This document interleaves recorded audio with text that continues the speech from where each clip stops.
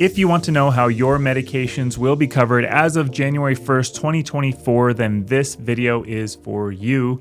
2024 has a landmark change on how drug coverage will work for those on Medicare, which I will go over for you in this video. We do have an entire video around how drug coverage works in 2023, 2024, and 2025, but that video got a little bit long, so this is just focused on 2024. Let's get into this. The number 4 is going to be significant when we're talking about drug coverage. There are 4 different phases of coverage that you are dealing with, and these 4 phases all have to do with how 4 different payers are interacting with medication costs. The 4 payers are you, your drug plan insurance company, the manufacturers of the medications, and Medicare. So if you are used to drug coverage with an insurance plan through work, you likely have predictable set copays or coinsurance amounts every single month. Well, that won't be the case with Part D coverage. You could experience different costs for the same prescription each time you go to the pharmacy, depending on which phase you are in, because those 4 payers shift responsibility in each phase. I'm going to bring in the trusty donut to help me explain the phases and the payers. The first phase of Part D coverage is called the deductible phase. A deductible is a dollar amount that you pay first before your insurance company is willing to help you at all. You are the only payer in this phase. Now, Part D plans vary a lot, and the maximum deductible allowed for 2024 is $545. Some plans may be lower. Some plans may not have any deductible. This is common with Advantage plans, but most standalone plans have some sort of a deductible, the maximum being $545 in 2024. Now, some plans will cover certain types of medications even when you are in the deductible phase. Lower cost generics or other low tier medications may be covered by your plan, or at least are deductible exempt, meaning that your plan will help out before you hit your deductible. But this whole how Part D works conversation really matters for people who are on high cost, usually brand or specialty medications, and how low cost generics are covered isn't really the biggest issue. We're going to use a common brand medication called Xarelto. The retail cost is right around $600 a month. In the deductible phase, if you're on a plan with a maximum deductible, since you are the only payer in this phase, you are responsible for the first $545. So in January, month 1, you would pay the first $545. And since your deductible is satisfied, you move into the next phase called the initial coverage phase. In the initial coverage phase, things work a little bit differently and probably more like what you're used to. You have a copay or a coinsurance amount that you must pay each time you fill that medication. In our example with Xarelto, you're in the initial coverage phase on that first fill. So the difference between $600 and the $545 deductible that you already paid will have a copay that you're responsible to pay as well. For this example, we'll say that the copay in the initial coverage phase is a $40 copay. Okay, so month 1, you pay $545 for the deductible plus $40 for a copay for a total of $585. Your drug plan pays $15. You've satisfied the deductible phase. You're in the initial coverage phase. Well, month 2, February, rolls around and you get that prescription filled again. Again, the retail cost is $600. You pay that copay of $40. Not so bad in February. January surprises a lot of people with that first month's deductible and copay of $585, but February and the next few months are much less costly for you. The payers here are you and your insurance company. Your responsibility can be up to 25% of the retail cost of the medication. This will all depend on the tier that your medication is on. Generic, brand, specialty, so the max that you'll see is a 25% coinsurance in this phase. In our Xarelto example, you'll notice that a $40 copay is about 6.6% of the retail cost of the medication. Your insurance company is taking care of the remaining 93.4% of the cost. Your specific medications may be covered a bit differently. Okay, life in the initial coverage phase isn't nearly as tough as the deductible phase. However, for some people, this comfort and stability will change. In the back end, every month as you are getting your medications, your plan is keeping track of the total dollars spent on not only this medication, but all of your medications. Month 1 was $600 for Xarelto, plus any other medications you may be taking. Month 2 is $600, plus any other medications that you may be taking.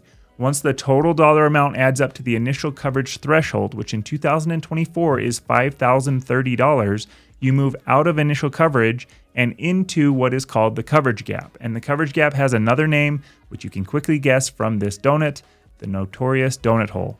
Using just Xarelto, you would meet $5,030 in just over 8 months. If you have other medications, that could be fewer than 8 months.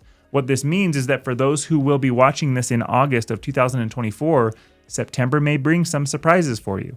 While in the donut hole, you are now responsible for 25% of the retail cost of that medication.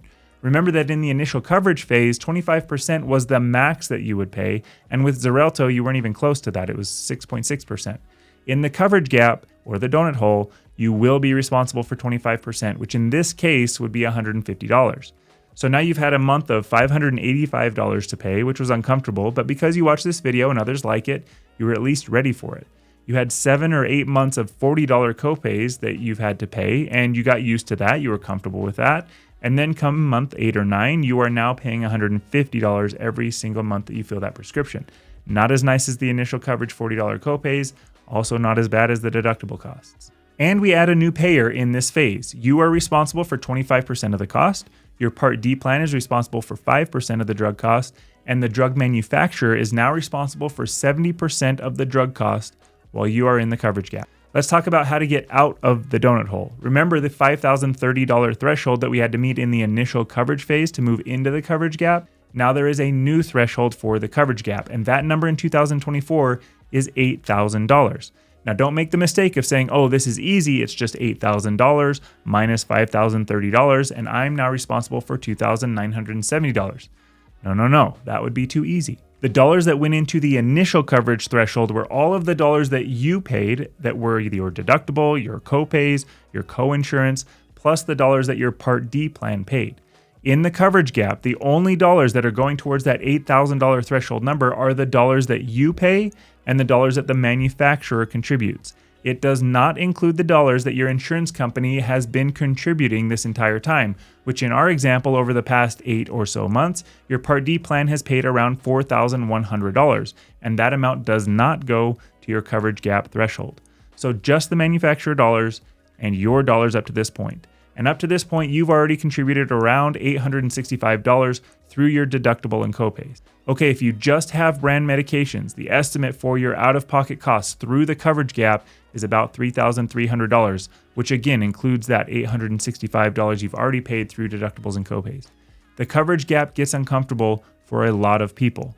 Now, if you are just on Xarelto, you're probably not getting out of the coverage gap.